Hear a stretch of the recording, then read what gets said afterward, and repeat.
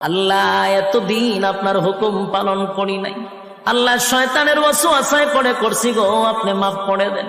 চোখের পানিগুলো ছেড়ে দিয়া যদি আল্লাহর দরবারে আপনি দরখাস্ত করেন, আমার আল্লাহ বলেন বান্দারে যৌবনকালে যদি একবার ডাক দেস, আমি ৭০ বার বান্দা তোর ডাকে জবাব দিই।